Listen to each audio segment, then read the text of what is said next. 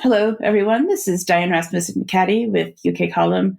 I'm happy to be here today to be interviewing Dr. Jenny Cunningham, who's a colleague of mine. We work together on the Scottish Union for Education editorial board, which is how we got to know each other. Jenny has a long career as a retired pediatrician, and with that, I would just like to introduce Dr. Cunningham yourself, and I'll let you tell your story and your background and how you kind of came to be working on this topic of the CATS review and the issues of gender ideology in children. Hello, everyone. Well, I came to this country in 1981, as far back as that. I was a South African exile, and but came up to Scotland a little bit later in 1983, and having done pediatric training, and I became a community pediatrician in Glasgow some 30 odd years ago. And I've been involved by community pediatrics. You're involved really with children outside of the hospital. You're involved with children from the point of view of those that have particular developmental delays for whatever reason, or particular neurodevelopmental problems, and worked in a child development centre together with a multidisciplinary team involving physiotherapists, occupational therapists, and so forth. And began to specialise in autism diagnosis and set up an autism diagnostic team in Glasgow, which then got rolled out across the city. So I suppose my expertise really is in the area of autism diagnosis and in neurodevelopmental problems. But also as a community pediatrician, you're very involved with children starting school, going into education and so forth. And so I have some experience of that quite fraught business of children starting school, integrating, and particularly children with special needs, those children who have significant developmental problems, like the children with autism or neurodevelopmental problems. And became involved with colleagues of mine in the Scottish Union for Education. Being in Scotland, we've been particularly hard hit, I think, in education by a government-led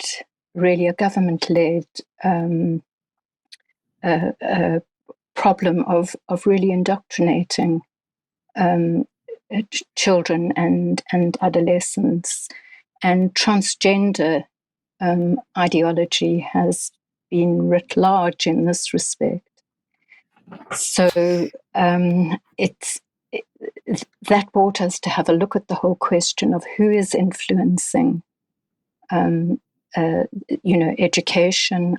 Why is Scottish education that used to be so strong? Why has it seen such a deterioration?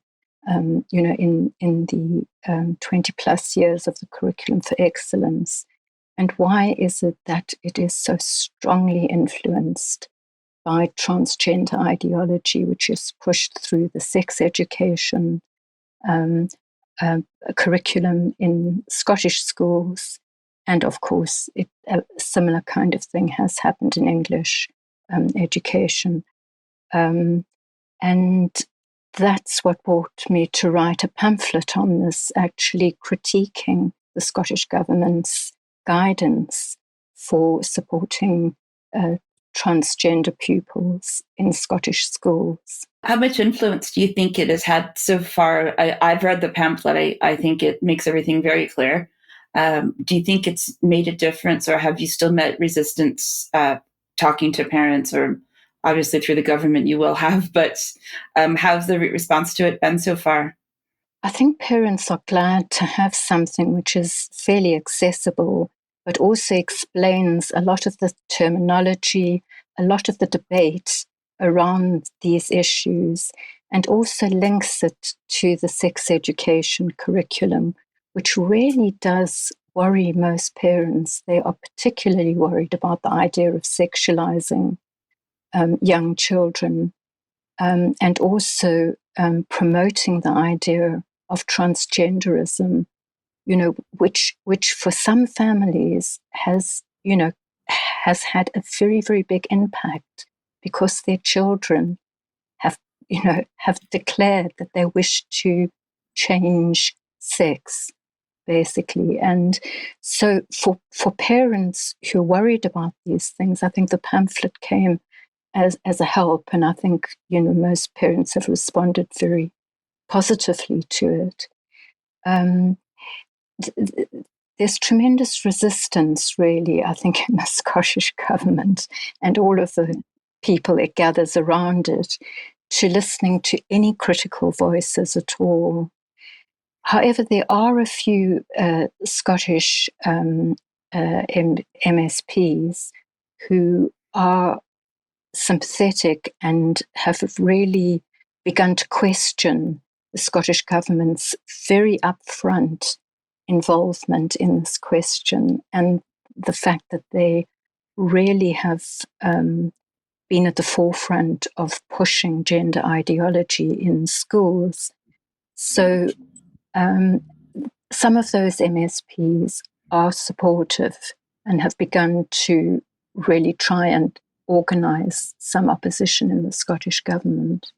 Do you think that's coming from the Tories side? Because we don't have too many of those, or which is it from any particular party that is starting to try to work on this?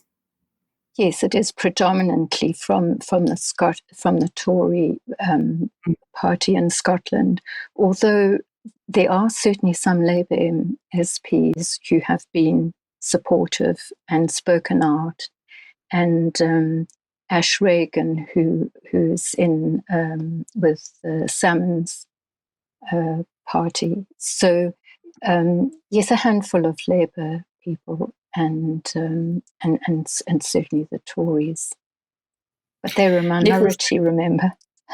that's right, exactly. So thinking back to and this is not about children, but thinking about the Isla Bryson situation that Nicola Sturgeon got herself in with the man who decided the rapist, convicted rapist who wanted to suddenly be identified as a woman and put into a female prison. That was a breaking point for me.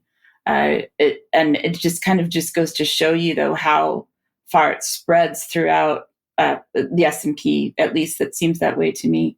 We'll see what happens in our Scottish election in 2 years' time if they're still there. But they certainly lost some seats in the general election, as we know, which was interesting. And I don't know, you'll know better than I do probably in terms of party support for or against gender ideology, but it certainly seems to me that the SNP has definitely been in favor of pushing this through the schools and has seemingly no concerns about any age group of anybody experiencing anything, which, as you know, as a librarian, I'm working on that we shouldn't be having, sex manuals and drag queen story hours and these sorts of things for primary skilled children or, any children.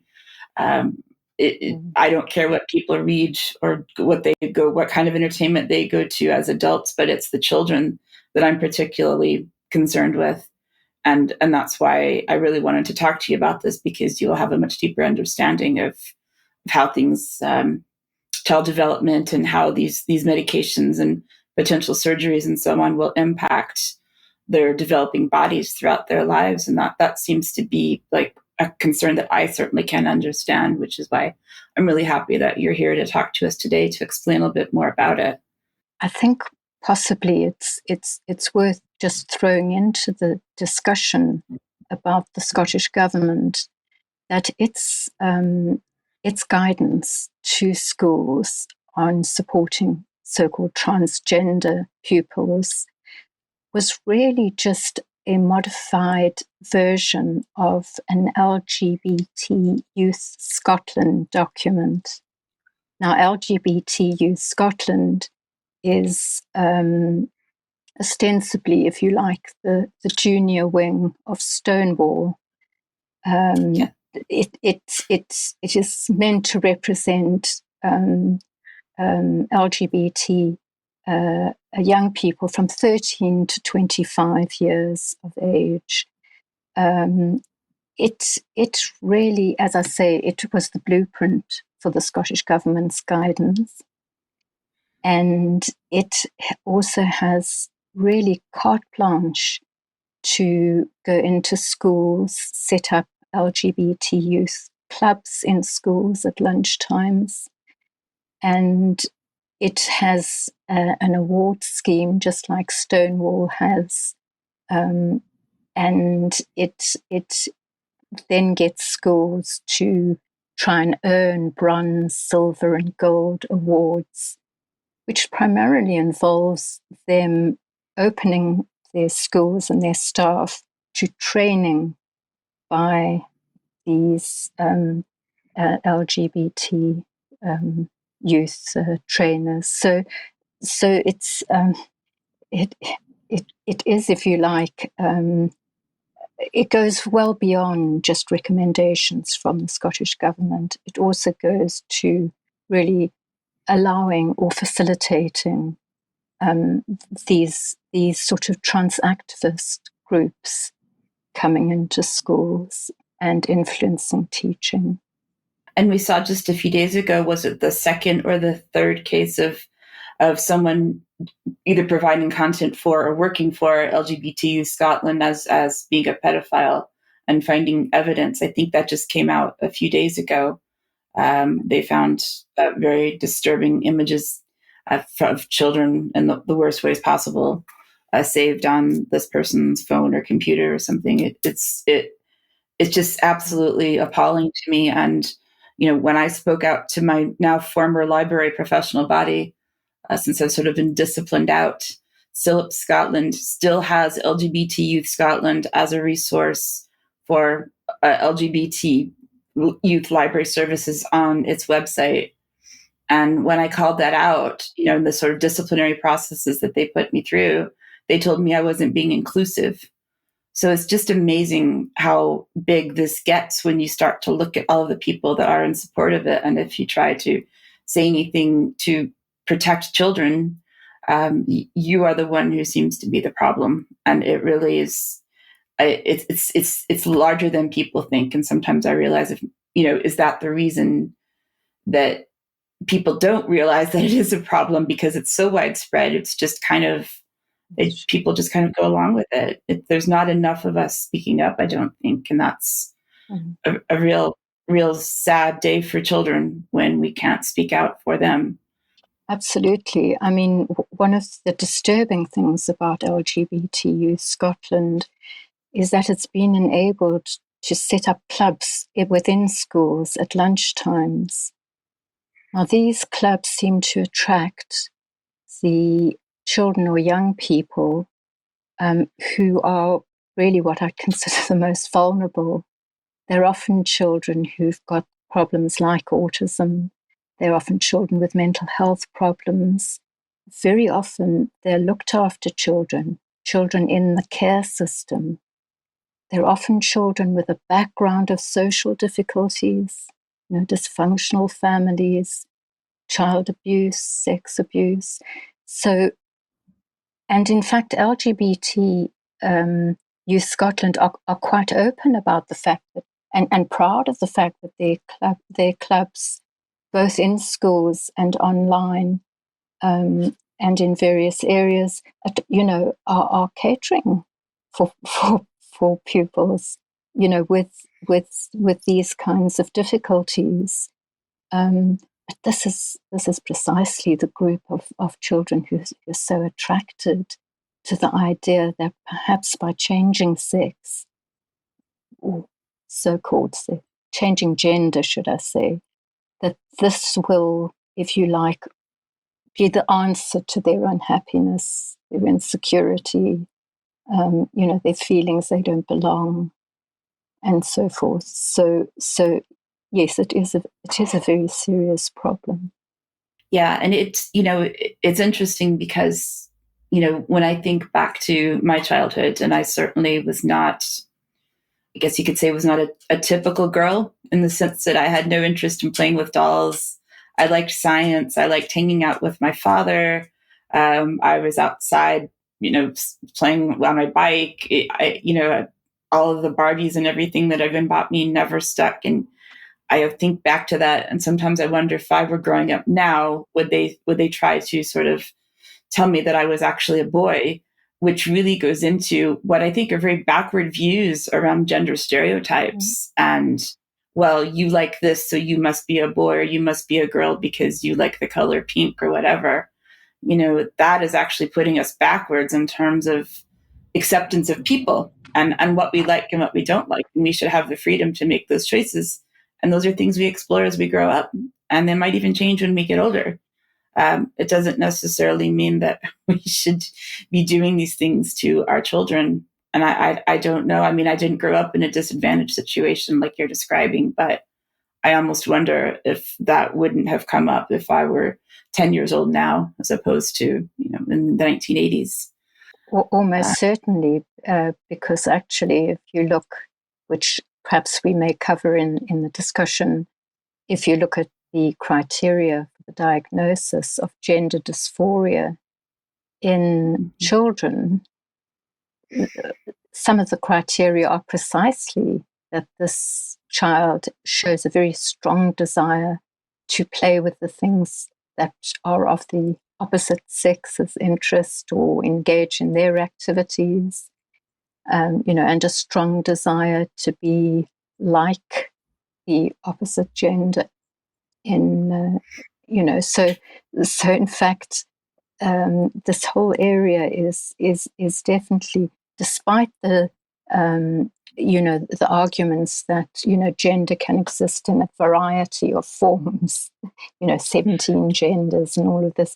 Despite that, in actual fact, when you come down to gender transitioning, which is really the topic, I suppose, of the Cass report, in fact, they're very, very stereotypical views and ideas, not only in the heads of the children and young people, but in the heads of clinicians, the people who are assessing them, and a very stereotyped view of children.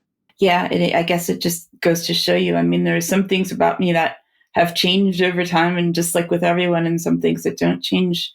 One thing that hasn't changed is that I don't think like everyone else, and I like to speak my mind. That hasn't changed, but that doesn't necessarily mean that I'm not who I wasn't born the way I was supposed to be or wasn't supposed to be, right? I really think that those stereotypes are very, very dangerous. And I think it also has, and this is just my opinion, personal opinion, that the idea of feminism has changed over time, right? That I grew up, by the time I was in university and thinking about what my life might look like in the future, that I just wanted to have the same opportunities as everyone else. It wasn't about getting, put ahead because I was a woman. And now, that's been the thing that's been coming out now. Well, men are acting like women, and sporting and so on, thinking that they'll get ahead and they'll win because they have still bigger bodies, even if they decide that they're going to compete as a woman. And so they're really, going into what should be women's spaces that are meant for us to be able to feel safe if we need that, and taking that over, and then just saying, well, why is it that why is it different that you want to be in a woman's space? What I hear, at least anecdotally, I guess what I'm thinking about as well, is that this has all given feminism a bad name, like I said, right? Like it seems like feminism means down with men, down with the patriarchy. I've never thought that way, but I think that also puts women backwards, because it makes us look like, if we say we're a feminist, that makes it look like we hate men or we want something bad to happen to men or something, but that's not it. We just want to have the same choices as anyone else had. We can all be parents or not be parents. We can all have careers or not have careers, right? It's still so something about this saying that this is a progressive thing is actually regressive, to me, right? Does that make sense? Yes, certainly. Although, I mean, I don't align myself with any feminist group or grouping, because obviously feminism is a very, very heterogeneous group.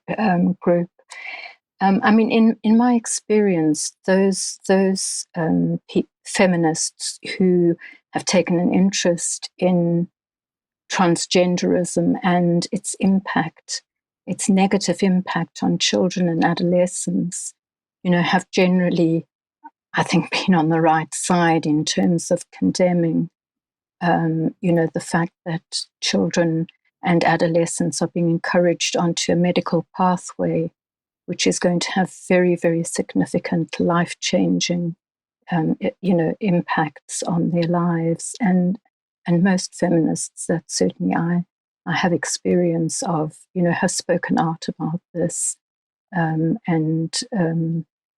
been supportive really of criticisms, of transgender ideology, and been fairly supportive of the Cass review. Yeah. So, what I guess we should talk about the cast review as well, because I think it's been something that's kind of been thrown around the last few months in different ways. And it's not something that we've really had a chance to cover really in depth here on UK Column. And so I think that our viewers would appreciate kind of a deeper look at it, especially from someone who can take the perspective and the background that you have. So, what can you basically explain what the cast review was and why it has had such an impact? And I know it's gone around the world because I see it all over the media in different countries. So, why has this been so monumental? Well, obviously, the Cass report started 4 years before it was published this April. And it started really as, if you like, an inspection of the Gender Identity Development Service down in England, which was based in the Tavistock and Portman NHS service. And NHS England had asked Hilary Cass, who is a very well-known and very well-respected paediatrician, to have a look at the service, because obviously it was a service involving children and teenagers, so very much within the realms of pediatrics. So it started off as her investigation of that service. And in her initial report, she made it very clear that she was very disturbed by what was happening in that service.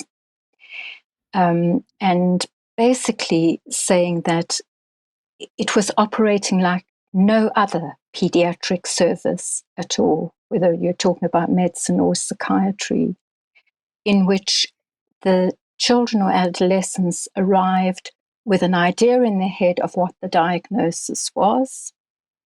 And that diagnosis of being disturbed by their gender was being acknowledged by the clinicians, accepted unequivocally. That was their starting point. And then they were being evaluated for a medical transition to their preferred gender. That was what she said she found. This affirming, I mean, no other pediatric service does the patient arrive, tell you what the diagnosis is, and expect you then to proceed with treatment. Obviously not. And particularly because clearly a lot of these children and young people were arriving with all sorts of problems, not just gender incongruence, as it's called. So she was alarmed, and she then proceeded to initiate an investigation of that service in particular. But it became clearer and clearer that that service was replicated throughout the UK, and that type of service was being recommended internationally. and it had really embedded in America in particular, and was very far advanced, what was called gender affirmative care or affirmative gender care for young people and adolescents. And so with the blessing of NHS England, fortunately, she then proceeded to roll out a proper research project. So they commissioned the University of York to do 7 very detailed, systematic reviews of the evidence for treatment of children and young people. I remember it was really just children and young people that she was asked to. So they had a systematic review of the literature, which is really the best kind of evidence you can find. Looked at all aspects of the service. So looked at the care pathways, looked at the treatment through puberty blockers, which was the first step, then looked at the efficacy of cross-sex hormones, mascularizing and feminizing hormones, and also had a look at some of the broader questions like the social transition of children, what was happening in schools, and parents were socially transitioning their children before they got referred in. And she also, one of these reviews carefully had a look at which children and young people were being referred. What was the nature of this group of referrals? And then she also evaluated whether psychotherapeutic, in other words, just a counseling approach would actually be a better starting point for it. So what she's achieved really is probably the most comprehensive scientific evaluation of the evidence for the treatment of children with confusion or a feeling that their gender or sex as we would more correctly refer to, was out of step with what they felt was their real gender. This of course, children don't arrive at that spontaneously. This, of course, is the basis of gender ideology, which has been pushed by trans activist organizations. The fact that they feel they've got an innate gender, which is in conflict with their sex. And so, having had a look at all of that careful study, she concluded, and, to use her own words, the evidence base for all of these aspects of the service was very weak. And she found that in all the areas. They found that through all the systematic reviews. And she then concluded that the service had to change. And NHS England concluded, yes, indeed it did. Along the way, if you look at really what she has achieved, I would say that she has completely discredited affirmative gender care. She said, look, you cannot run a service that says the patient arrives with a diagnosis, you accept the diagnosis, and you then proceed to put in place treatment for which there is really very, very poor evidence. How can you, justify that? So completely discredited that idea of gender affirmative care. At the same time, she's completely discredited the international organizations which put out guidelines for this kind of transgender care, right?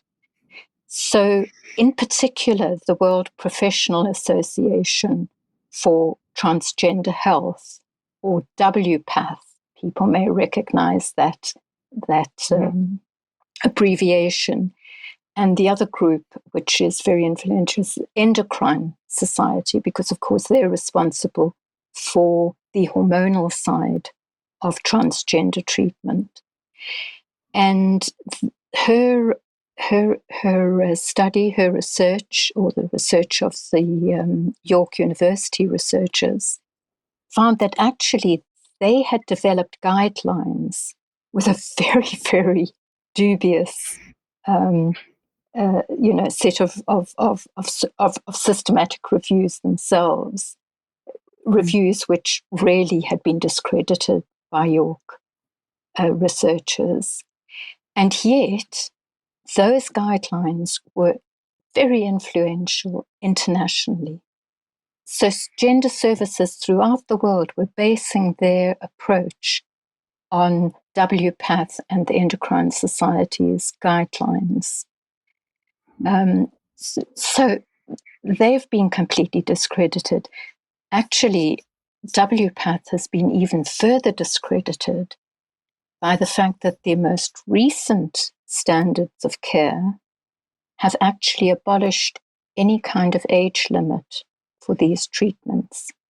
In other words, they say that any child, however young, could actually be put onto this medical pathway. That's fine. They also, it is.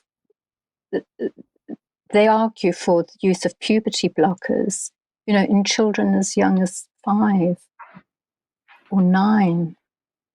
It really is appalling, and yet very influential even now.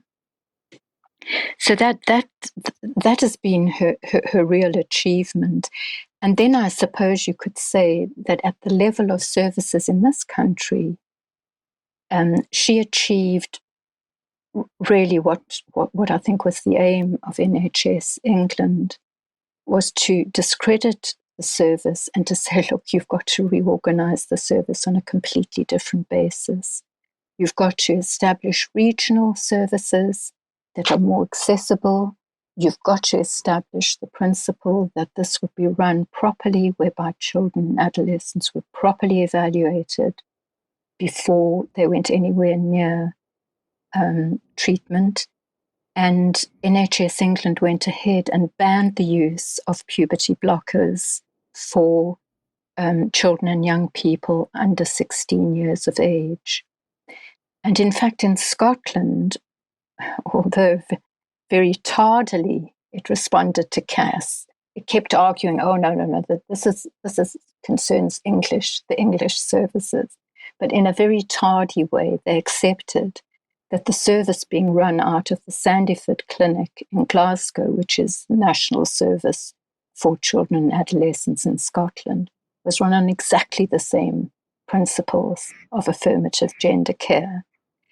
And in fact, NHS Scotland went even further and has banned the use of puberty blockers and cross-sex hormones, masculinizing and feminizing hormones, in young people under the age of 16.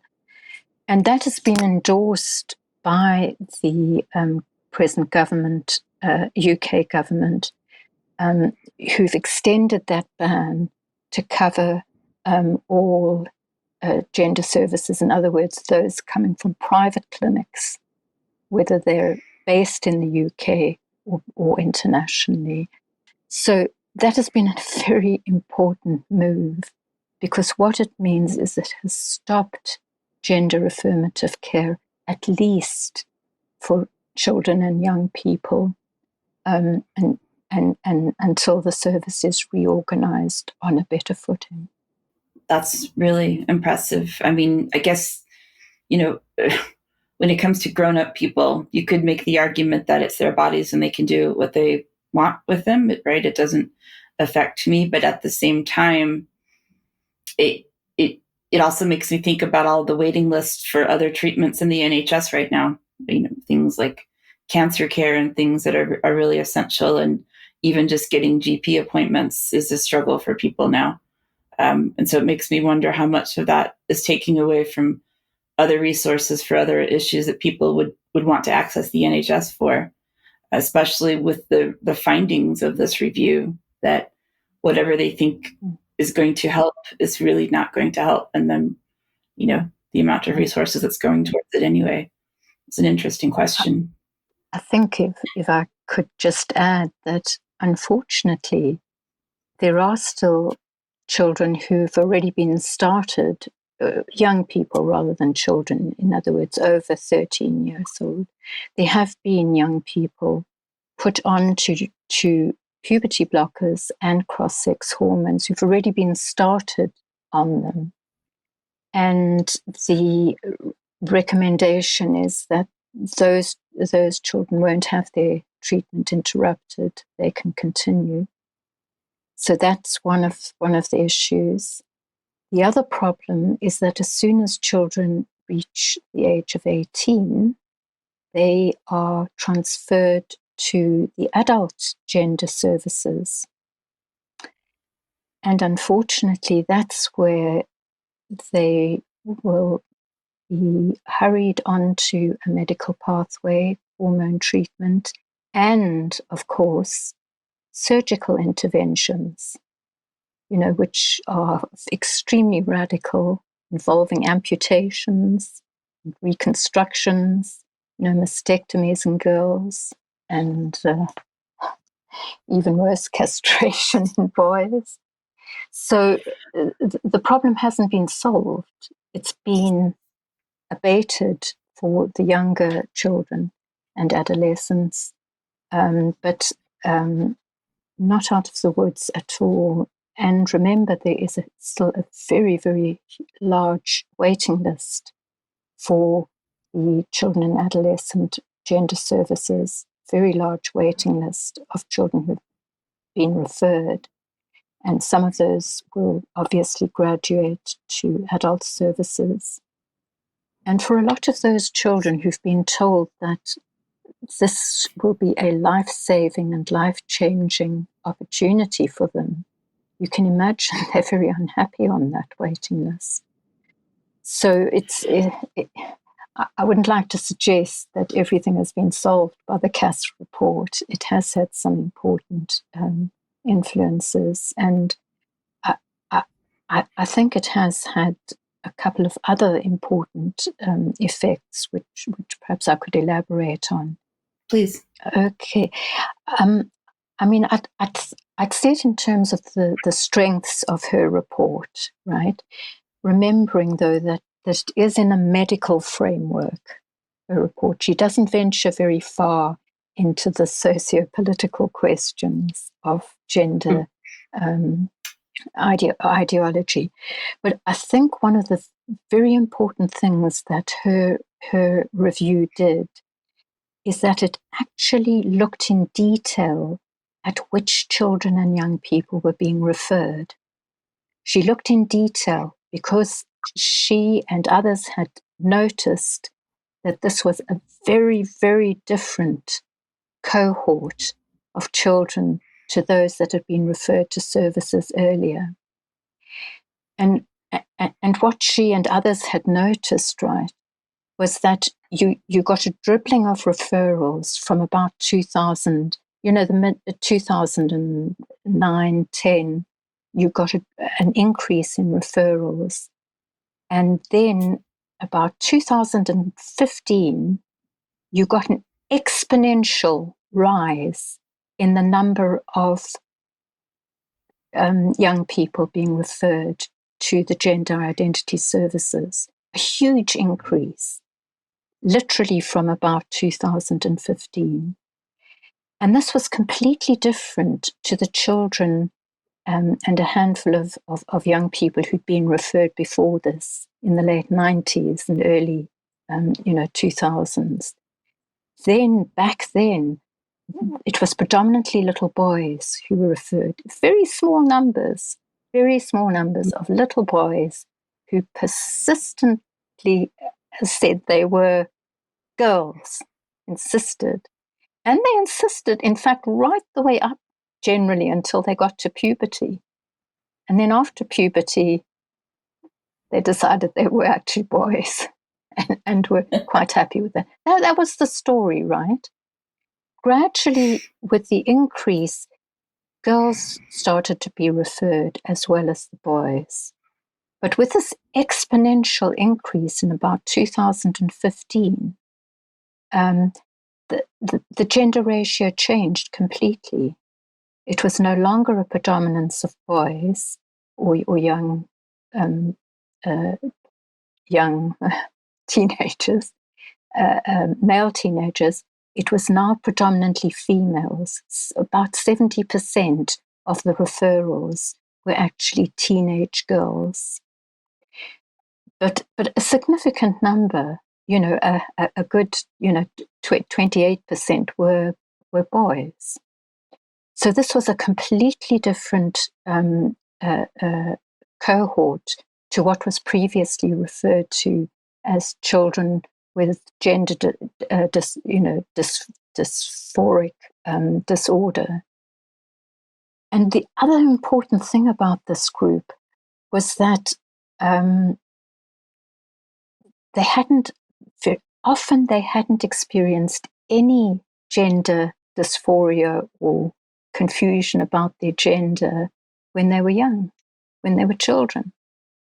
It was only after puberty, really, that they suddenly started reporting this gender asymmetry, this gender incongruence, as it's called, between their sex and what they felt was their innate gender.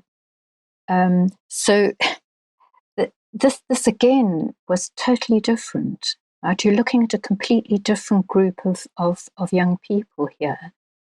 And the other thing about this group, and Cass went into great detail on this, was that they're a very complex group. There was a very high proportion of them who had mental health problems, but not just, what's labeled as mental health problems now, not just mild anxiety or mild depression, that significant depressive illnesses, psychiatric problems like anorexia, nervosa, other psychiatric problems like obsessive compulsive disorder and so forth. So significant mental health problems. The other group, which was disproportionately represented, were children with autism, young people with autism or children on the autistic spectrum, and other developmental problems. ADHD was one. But again, a significant number were looked after children or children who had a really significant background of adverse childhood experiences. So you've got this group of children who are being referred to the gender identity clinics. So that was an extremely important thing to identify, because you're not talking about the same condition, right? You're talking about a new phenomenon.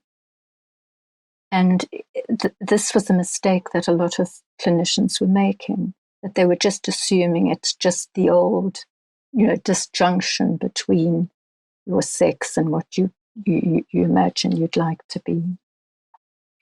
The other important thing that she focused on was that actually could these, what are called comorbid conditions, could all these complicating factors actually be responsible for the gender dysphoria?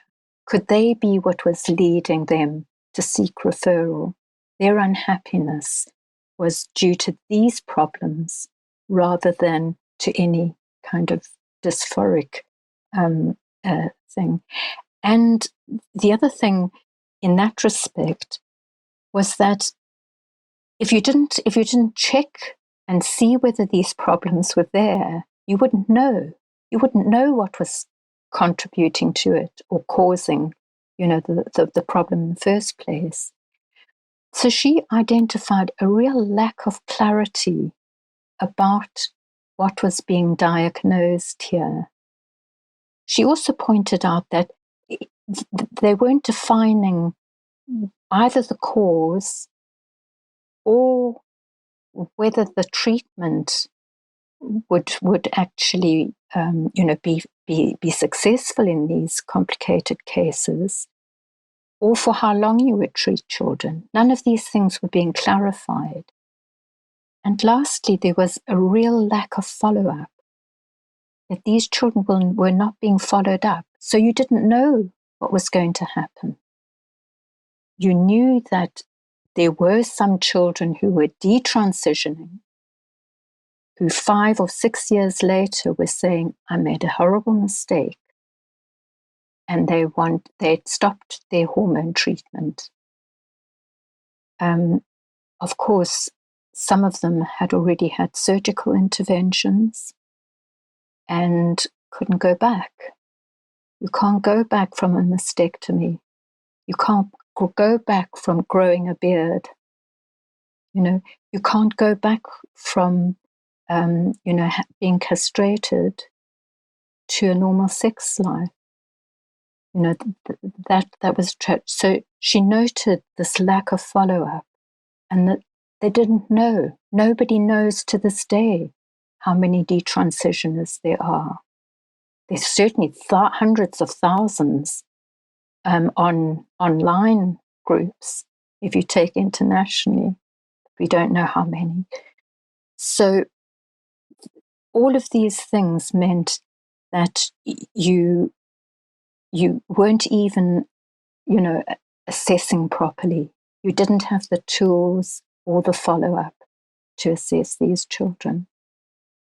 So I think that was another strength to point out the other negative side of this. I've heard just sort of little snippets over the past several months of saying, well, the CAS review didn't go far enough. Is that what you mean by that? Or is there more to it that are some other weaknesses that we should be aware of?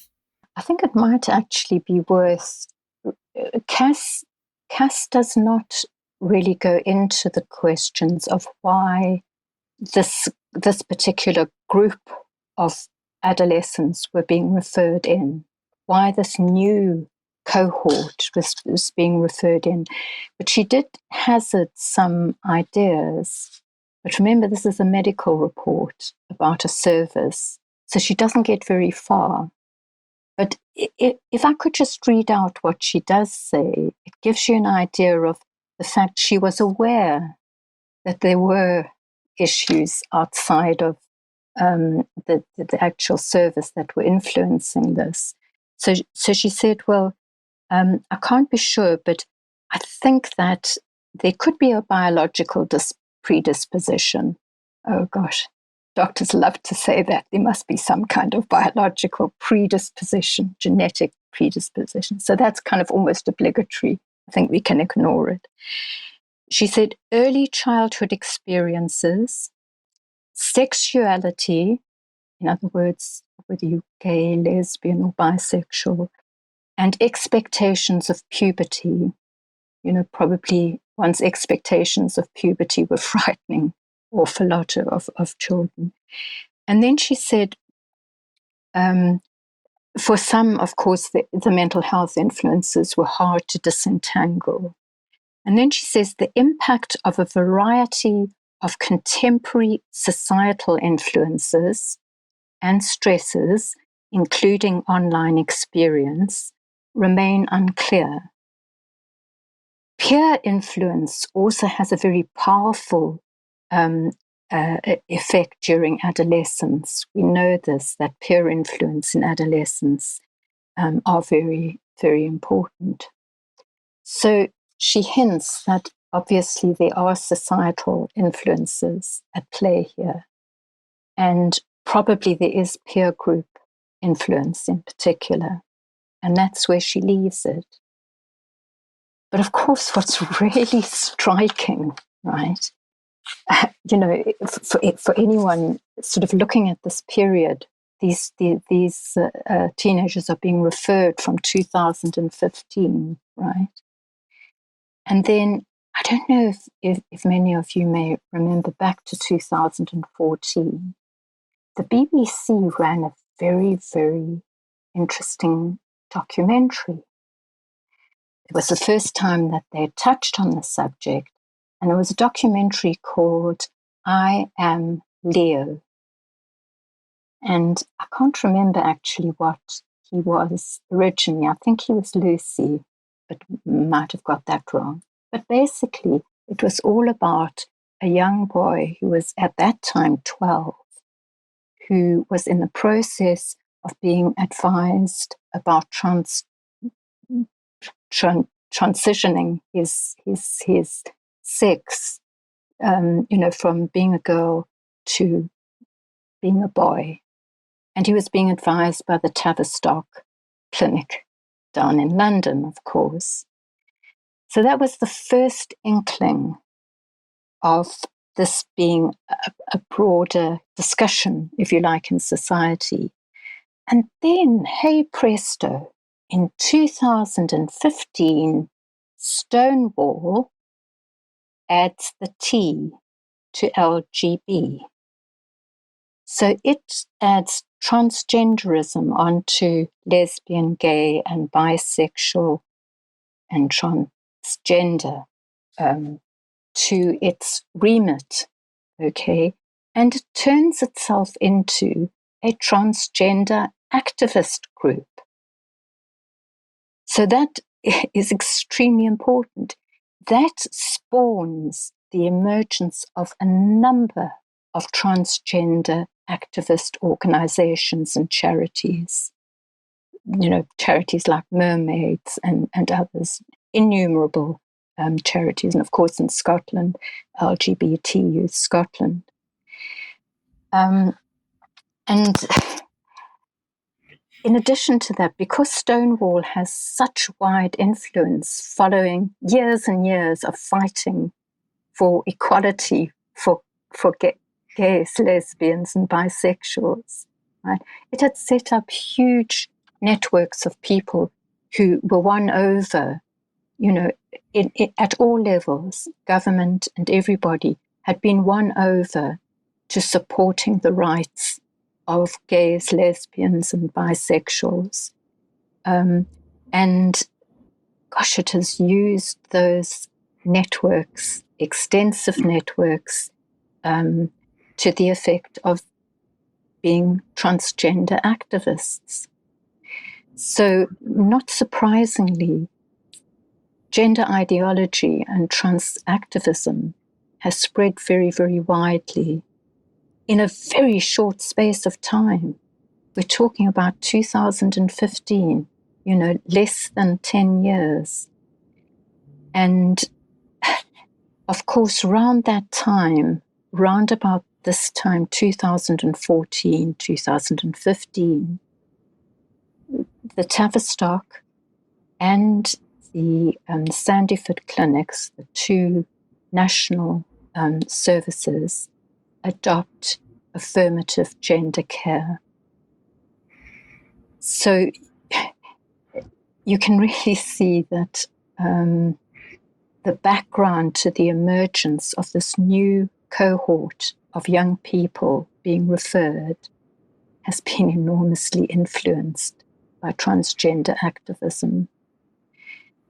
And I think that's a very important thing. Perhaps I don't know. I could come on to the whole question of whether gender incongruence or gender dysphoria is actually a reputable diagnosis. I have a basic knowledge of psychology and the DSM and kind of DSM terms change over the years and things. And so I guess, is that a relatively new DSM term or has that been around for a while? It's fairly new. I think this was the other weakness in the Cass report that people have pointed to. The fact that some people would actually argue, in fact, a lot of feminists argue, that gender dysphoria or incongruence doesn't exist, right? It's just, a figment of young people's imagination and a figment of transgender activists' imagination. I think that's slightly wrong, though, because Cass does sort of fairly unquestioningly accept that there is such a thing as gender dysphoria or gender incongruence. But of course, accepting that means that you also have to, in a way, accept a lie, right? The lie that you can actually be in the wrong body, that you can, in fact, be a boy in a girl's body or a boy in a girl's body. And it means accepting, if you accept that gender dysphoria is a diagnosis which can then be treated medically or through psychotherapy, you are accepting the other aspect of, of that you can, transform your sex, which of course you can't, right? You can certainly adopt the secondary sexual characteristics through hormone treatment and gender realignment. So you can, but you cannot say that, a transgender man is a woman, or a transgender woman is a man. That's nonsense. You have a masculinized woman or a feminized man. But to some extent, by sort of accepting the terms of a psychiatric diagnosis, you are in some ways pandering or allowing yourself to adopt, what is essentially a scientific untruth. But be that as it may, it's worth remembering that gender dysphoria isn't the only psychiatric condition, which is a bit dubious, right?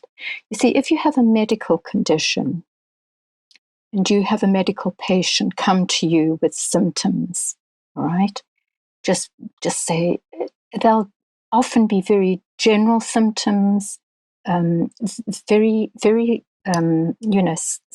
well, obviously they're very real to you, but nevertheless they're, self if self-generated symptoms, right? So it can be tiredness, it can be pain in various places, it can be lethargy, it can involve all sorts of physical manifestations, right? And so what doctors have to do is they will look at the symptoms, but they will then have to look for signs, right? They'll have to examine signs, objective evidence for what might lead them to a diagnosis. So they will do a full examination, examine all the painful bits or whatever, examine all the swollen bits or whatever it is, so physical examination. They'll measure blood pressure and so forth. Then they'll do blood tests or urine tests. They'll then take tissue samples and so forth.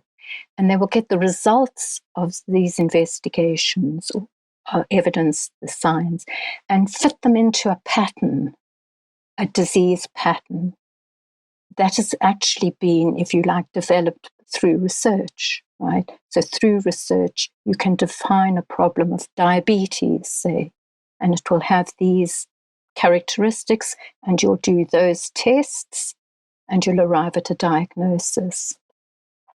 But things don't work like that in psychiatric diagnoses, right? You get symptoms, you get self-reported symptoms, which again could be of a very general nature, could apply to any number of different psychiatric conditions, but you don't really have means of testing for these. There are no objective tools that you can use to make this diagnosis. So what's happened in psychiatry is that you have got a committee of experts in this particular field or whatever that have sat down and defined, if you like, behavioral evidence of certain conditions. And they will arrive at a list of criteria that you will need to meet for a psychiatric diagnosis. But of course, when you have something like that, that cannot be really objectively, you cannot find a biological cause, if you like, for the problems. And I mean, I don't think we've got time to sort of go into that, but you can't really find really objective measures of most of these things. So you've had international experts set up these frameworks. Of course, that makes it very liable to expansion. So when DSM, which is the American system, the Diagnostic and Statistical Manual of Mental Disorders, when it's set up originally, it has a very sort of narrow range of problems, say perhaps a maximum of about 100, I think, with DSM 2 or 3. But of course, it's expanded and expanded and expanded. So by the time you get to DSM 5, which is the 5th edition, it has over 400 different psychiatric problems, huge range of problems. One of which, in the new DSM 5, is gender dysphoria, and defines what this the problem is, or gender incongruence. I'm using DSM 5. There is another international system which operates in the same way, an international panel of experts on all the different disorders, and it's put out by the World Health Organization. It's called the International Classification of Diseases, and it's now in its 11th edition. Okay, it's used more often in the UK but certainly the DSM is more influential. Certainly when it comes to psychiatry, and certainly when it comes to gender dysphoria, so that most of the papers that Cass examined would have actually been, the diagnosis would have been made under DSM. But even that's changed, because DSM 4 still had gender dysphoria as a problem. So it was called gender dysphoric disorder. So it was considered a disorder. They've dropped the disorder side of it, and they just call it gender dysphoria. And they then define what it is, and they will define it as what they call a marked incongruence between one's expressed gender and one's assigned gender. Now, already you will recognize a very, very well-known transgender activist trope there, right? Because, of course, the transgender activists argue that when we're born, we're assigned a gender, just as if it's some kind of arbitrary judgment made by health professionals. Actually, you laugh. So instead of saying you're an assigned sex, which all of us are pretty much, apart from the tiniest fraction of people, yes. So there's this disjunction between. Cass actually also does, but she does make the point that it's you're not assigned a gender, you are a recorded gender. She makes that concession. Anyway, that's just beside the point. So you get this marked incongruence between your expressed gender and assigned gender, manifested by a strong desire to be rid of one's secondary sexual characteristics, or a strong desire to prevent the development of the anticipated secondary sex characteristics, or a strong desire to be the other gender, or a strong conviction that you have the typical feelings and reactions of the other gender. I mean, whatever the typical feelings and reaction of the other gender may be. I mean, I haven't a clue about the male side of this, but anyway, there we go.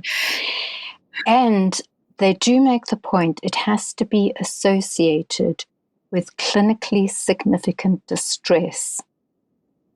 Now, the ICD-11, by the way, doesn't even need distress to make the diagnosis. It just needs this incongruence between your expressed gender and your assigned gender.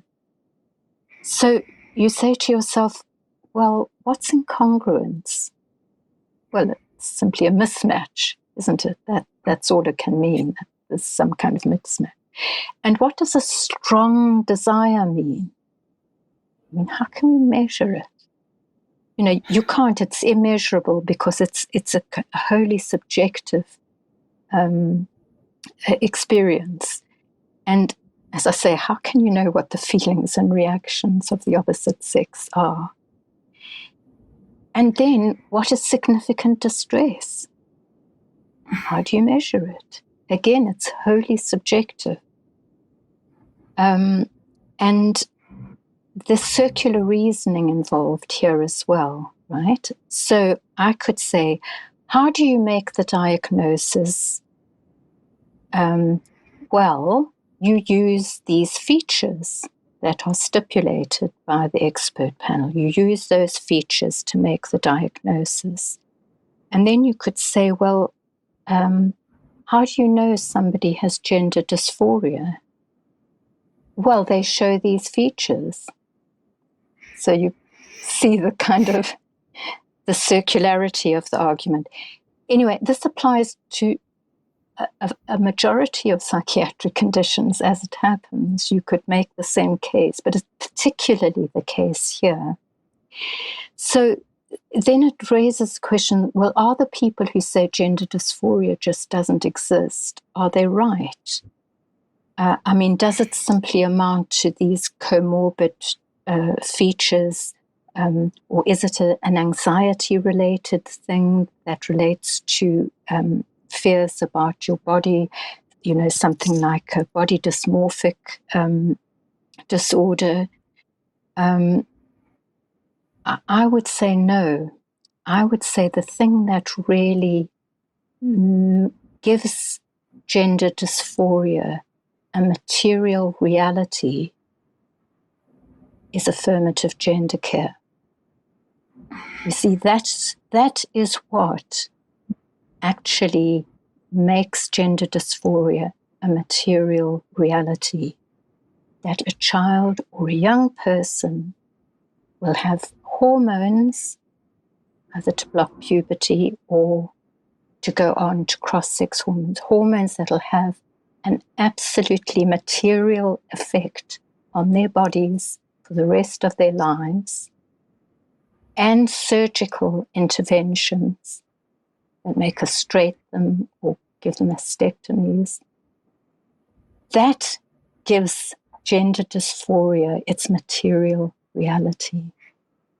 So it's a subtle argument to make, because I've already said that, you know, discredited, if you like, the diagnosis of gender dysphoria. But it is the one condition in the DSM-5 that actually involves treatment. Many of the psychiatric conditions involve, you know, treatment with drugs, you know, for different periods of time. But this is the one condition in the DSM-5 where you have not just drug treatment, you have hormonal treatment which transforms bodies with lifelong impacts, and you have surgical interventions which transform bodies with huge side effects for the rest of their lives. That is quite profound. Thank you for that. That's a very thought-provoking explanation, but it actually helps me a bit. Hopefully it helps the viewers as well. So just to wrap up here, we're almost out of time, unfortunately, but I always like to maybe try to leave viewers with either a bit of hope or maybe a bit of action that they can take to make sure that their children, grandchildren, other children in their lives are protected? Is there any sort of some positivity that you can maybe leave us with for today?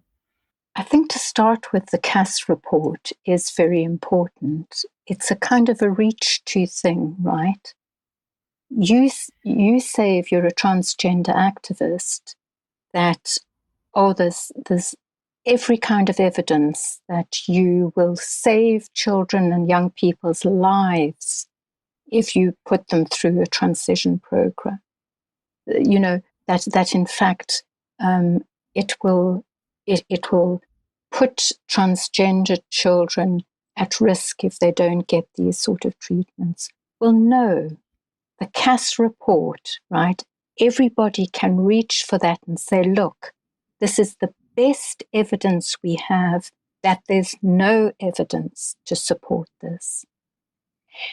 And the other thing, which I think is a very, very positive thing, is I think the Cass report has enabled us to see things like the complete novelty of the new cohort of people.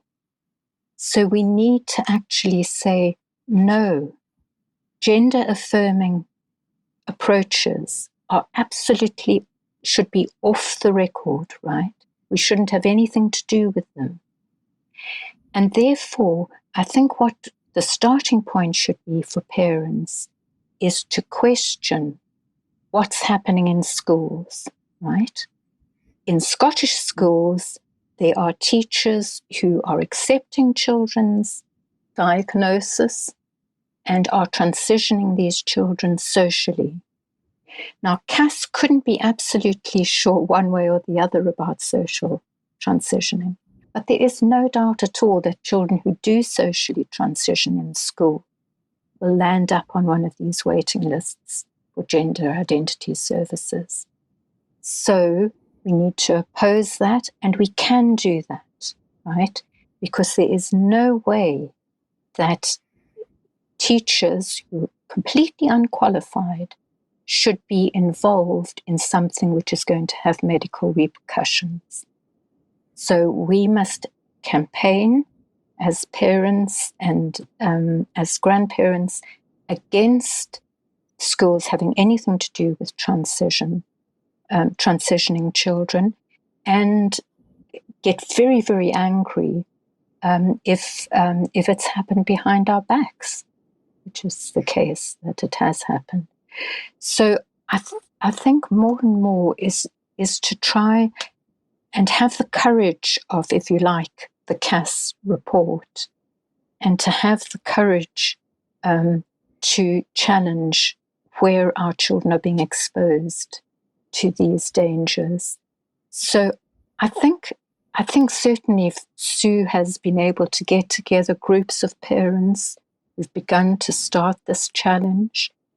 It's a difficult thing because no parent wants to, put themselves out on a limb as a troublemaker or whatever. Nevertheless, collectively, I think we can do a great deal to try and reverse this sort of thing. I think we can campaign against trans activists being allowed into schools. I think that should be a very central part and something that everybody can join in through social media, through writing, through popularizing opponents of this ideology, and just remembering, we're not against, people who've taken that decision as adults, right? People who've taken that decision, that's fine. I think all of us will be right at the forefront to say they should have equal rights, as everybody else in society should be protected from any kind of bullying or anything deleterious because of their status. But it's a totally different question when it comes to young people and children.